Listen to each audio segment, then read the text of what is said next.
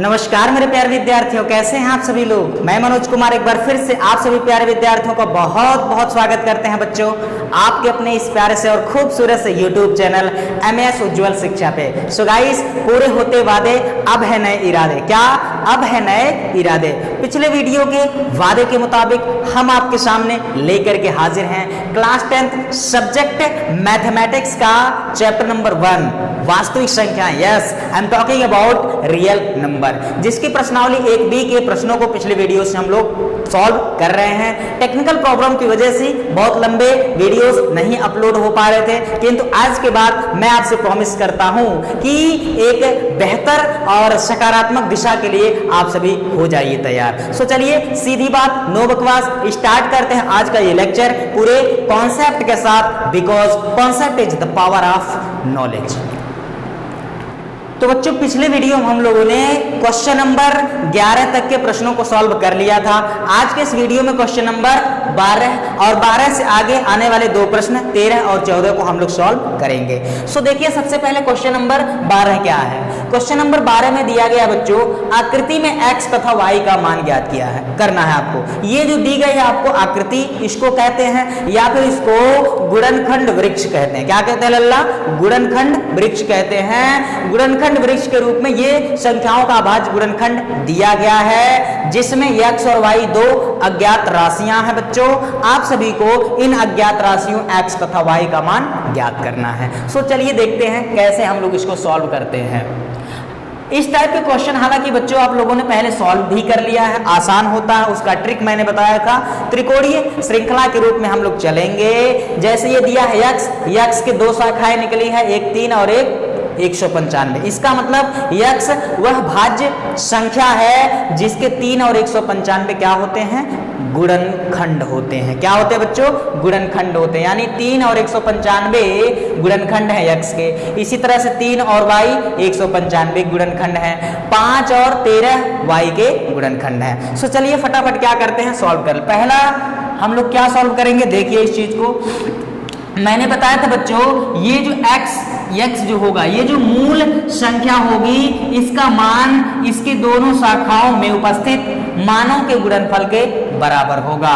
It means that कि x बराबर होगा बच्चों, क्या x बराबर होगा 3 गुणे 195। 3 गुणे 195 इतना आसान होता है। x का मान बराबर इन दोनों का गुणनफल। बस अब x बराबर क्या मिलेगा? 3 5 15 को 5 हासिल 1 बचेगा, ठीक है। 3 9 27 और 1 28 को 8 हासिल 2 बचेगा। 3 1 3 और 2 5, ये हो गया बच्चों 585। अब क्या इसमें कोई रॉकेट साइंस है? इसके लिए शक्तिमान बनने की जरूरत है? सो आंसर बच्चों बिल्कुल भी नहीं। दूसरा वाला अब क्या है? दूसरा ये y वाला देखेंगे, y का मान निकालेंगे तो y का जो मान होगा बच्चों, y के ये दोनों 5 और 13 अभाज्य गुणनखंड है, यानी y बराबर 5 गुणे 13। सो फाइनली y बराबर आपको क्या निकलेगा, देखिए y बराबर आप लोग लिख सकते हैं बच्चों 5 गुणे 13, y बराबर 13 5 65। अब क्या इसमें कोई लाल टमाटर आपको खाने की जरूरत है? सो आंसर बच्चों बिल्कुल भी नहीं। x का मान 3 और 195 गुणनफल के बराबर, y का मान 5 और 13 के गुणनफल के बराबर। हालांकि यहां से भी आप y का मान निकाल सकते हो, निकल जाएगा, आंसर वही आएगा 65। अब क्या ये हार्ड है? फटाफट स्क्रीनशॉट लो बच्चों। क्वेश्चन नंबर 13 को हम सॉल्व करते हैं, ले लीजिए स्क्रीनशॉट। तो क्वेश्चन नंबर 13 बच्चों क्या है? क्वेश्चन नंबर 13 में दिया गया है व्याख्या कीजिए। हालांकि इस टाइप के भी प्रश्न आप लोगों ने क्या है चुटकियों में सॉल्व कर लिया है बच्चों। व्याख्या कीजिए कि 7 गुणे 13 गुणे 11 प्लस 11 और 7 गुणे 6 गुणे 5 गुणे 4 गुणे 3 गुणे 2 गुणे 1 क्या है, क्यों है? ये दोनों बेसिकली भाज्य संख्याएं हैं। ये क्यों है, आप इसको व्याख्या करनी है। सो इस टाइप के प्रश्न एकदम आसान होते हैं बच्चों। करना आपको क्या है, वो बहुत ही ध्यान से आप लोग देखिए और आसानी से सॉल्व कीजिए। पहला क्वेश्चन जो दिया गया है आपको, 7 गुणे 13 गुणे 11 और प्लस 11। यहाँ पर अगर हम आपसे पूछे कि कितने पद हैं तो आप कहोगे सर 2 पद हैं, एक ये पद है और एक अकेला 11, ये 2 पद हैं। इन दोनों पदों में से जो कॉमन हो सकता है वो संख्या है 11, यानी जो दोनों में उपस्थित होता है, सर्वनिष्ठ होता है, महत्तम समापवर्तक होता है बच्चों, वही कॉमन लिया जा सकता है। तो 11 अगर कॉमन हो जाएगा तो बचेगा क्या, यहाँ पर बचेगा 7 और गुणे ये बचेगा 13 और प्लस जहां से सभी संख्याएं टोटली कॉमन हो जाती हैं वहां पर कौन बचेगा, कॉमन लेने के बाद सबका मालिक 1, यानी 1 सभी संख्याओं का गुणांक होता है, सभी संख्याओं का महत्तम समापवर्तक होता है। ये हो जाएगा 11 और 13 7 91 हो जाएगा और प्लस 1, फाइनली 11 गुणे 91 प्लस 1 हो जाएगा 92। क्या यह भाज्य संख्या नहीं है, तो आंसर है एकदम है सर, इसमें कोई शक नहीं है। 11 दूना 22 को 2 हासिल 2, 11 नवा 99 और 2 101 होगा। कितना होगा बच्चों, 99 और 2 101 होगा। सो फाइनली जो कि भाज्य संख्या है कि नहीं है, तो आंसर है सर बिल्कुल है, जो कि एक क्या है, भाज्य संख्या है, क्योंकि वे संख्याएं जो एक और स्वयं के अलावा अन्य संख्याओं से भी पूरी की पूरी विभाजित हो जाती है बच्चों, हम उन्हें क्या कहते हैं, भाज्य संख्या कहते हैं। अर्थात ये संख्या 2 से भी कट जाएगा, 11 से भी कट जाएगा और 92 से भी कट जाएगा। इसका मतलब ये है कि ये जो संख्या है ये पूरी तरह से क्या है बच्चों, भाज्य है। बस इतना काम आपको करना है। दूसरा वाला पार्ट आप इसको देख सकते हैं, ये अपना हो गया पहला पार्ट। चलो दूसरा वाला पार्ट क्या आप लोग देख सकते हैं, उसको देखते हैं। क्वेश्चन है बच्चों 7 गुणे 6 गुणे 5 गुणे 4 गुणे 3 गुणे 2 गुणे 1, ठीक है, और प्लस बाहर कौन है, 3 है। अगर इसको हम थोड़ा सा सिंप्लीफाई करें तो यहां पर एक पद और यहां एक पद, सो फाइनली अगर इसमें हम देखें तो 2 पद हैं। इन दोनों पदों में से जो कॉमन होगा बच्चों वही होगा जो दोनों में उपस्थित है। 3 क्या होगा, दोनों में से कॉमन हो जाएगा। फाइनली बचेगा क्या, 7 गुणे 6 गुणे 5 गुणे 4, 3 तो कॉमन हो गया, तो बचेगा गुणे 2 गुणे 1 और प्लस 3 कॉमन होने के बाद उसका गुणांक कौन है बच्चों, आंसर है 1, यानी प्लस 1 बचेगा। सो फाइनली 3 यहाँ कॉमन हो गया। अब इनका आपस में क्या कर लेंगे, गुणा कर लीजिए। कहीं भी सम संख्या अगर दिखे और उसके गुणा में 5 हो तो 5 से पहले सम संख्याओं का गुणा करेंगे। क्यों, क्योंकि 5 से सम संख्याओं का गुणा करने के बाद इकाई का अंक क्या प्राप्त होता है बच्चों, 0 प्राप्त होता है। इसको मैंने आपको बहुत पहले भी बताया था। सो कितना होगा, अभी हो जाएगा 5 दूना 10, 10 चौके 40 और 40 का 6 में 4 6 24, 4 6 24, 240 हो जाएगा और उसमें गुणा कर देना आपको 7 को। कितना आ जाएगा बच्चों, तो 7 का 0 में आ जाएगा, गुणा 0, 7 चौके 28 को 8 हासिल 2, 7 दूना 14 और 2 16, ठीक है, ये 1680 आ जाएगा और प्लस यहाँ पर बचा हुआ ये 1 है। सो फाइनली 3 गुणे 1680 और 1 1681 आ जाएगा बच्चों। गुणा कर लीजिए, 3 एकम 3 आ जाएगा, 3 8 24 को 4 हासिल 2 और 3 6 18 2 20 को 0 हासिल 2, 3 एकम 3 और 2 5 आ जाएगा, यानी 5043 आ जाएगा।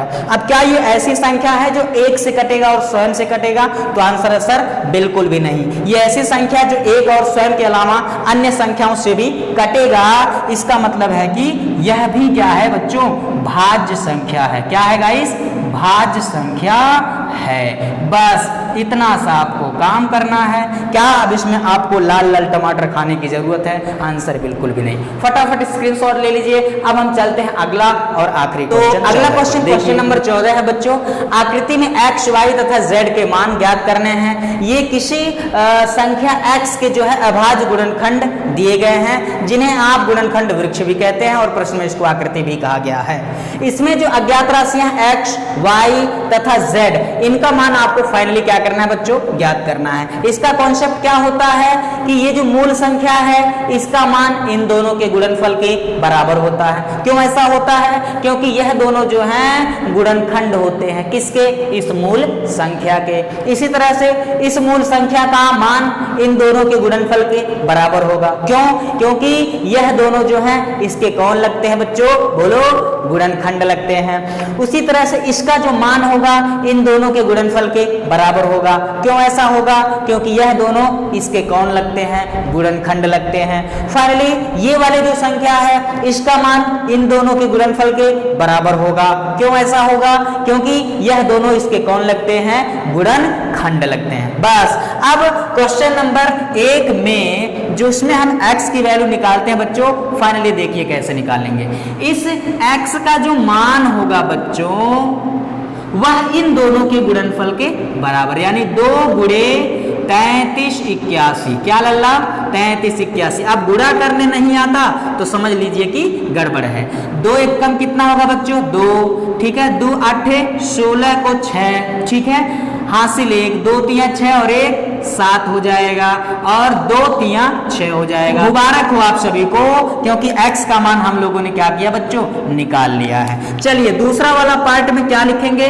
y का मान। तो y का मान आपको यहां से निकल सकता है, y बराबर इतना गुणे इतना लिख लो, या फिर यहां से इतना बराबर ये गुणे y। एक समीकरण मिलेगा y के रूप का जिसमें y का मान आपको फाइनली क्या करना है बच्चों? ज्ञात करना है। तो चलिए हम यहां से निकाल देते हैं। y बराबर होगा 7 गुणे 161। तो y बराबर होगा क्या? 7 गुणे 161।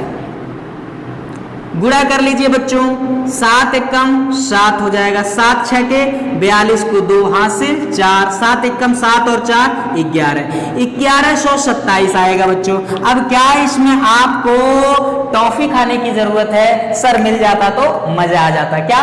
मजा आ जाता, लेकिन मिलेगा नहीं बच्चों। चलिए इस वाले त्रिकोणीय श्रृंखला से निकालते हैं, थर्ड वाले पार्ट का सॉल्यूशन निकालते हैं बच्चों, जो कि कैसे निकलेगा? यहां से 161 बराबर होगा 7 गुणे z। सो हम लिख सकते हैं डायरेक्ट ऐसे लिखो, क्या? z गुणे 7 बराबर किसके होगा बच्चों? मूल संख्या 161। घबराहट तो नहीं हो रही है? कोई दिक्कत परेशानी? बिल्कुल भी नहीं। चलिए z का मान निकालना है, 7 को पक्षांतर करिए, z बराबर होगा कितना बच्चों? 161। 161 के बटा 7 हो जाएगा। तो z बराबर क्या निकलेगा बच्चों? भाग दे दीजिए, 7 दूना कितना होता है? 14, 2 बचेगा यहाँ 21, 7 3 21। अब क्या ये हार्ड है? तो आंसर है सर बिल्कुल भी नहीं। इसी क्वेश्चन के सॉल्यूशन के साथ साथ मुबारक हो, क्योंकि हम सभी ने प्रश्नावली 1B के सारे प्रश्नों को भी क्या कर लिया? सॉल्व कर लिया। आशा ही नहीं बल्कि पूर्ण विश्वास है बच्चों कि सभी क्वेश्चन आप लोग मेरे साथ सॉल्व किए होंगे और अच्छे से इसको सीखा भी होगा आनंद के साथ। ठीक है, अब हम इसके बाद चलेंगे बच्चों प्रश्नावली 1C का जो बेसिक कॉन्सेप्ट है उसको सॉल्व करने के लिए। क्यों? क्योंकि concept is the power of knowledge, ये तो आप सभी अच्छे से जानते हो। ठीक है, लेकिन उसके पहले फटाफट स्क्रीनशॉट ले लीजिए, फिर उसके बाद हम चलते हैं। सो गाइस, नए स्तर से, नए लेक्चर से, नए वाले हम प्रश्नावली का शुरुआत करना चाह रहे हैं, इसलिए इस वीडियो में बस इतना ही। अगले वीडियो में आपसे प्रश्नावली 1C के बेसिक कॉन्सेप्ट और प्रश्नों को लेकर के हम आपके सामने पुनः होंगे हाजिर। तब तक के लिए आप सभी मुझे दीजिए इजाजत। जय हिंद, जय भारत।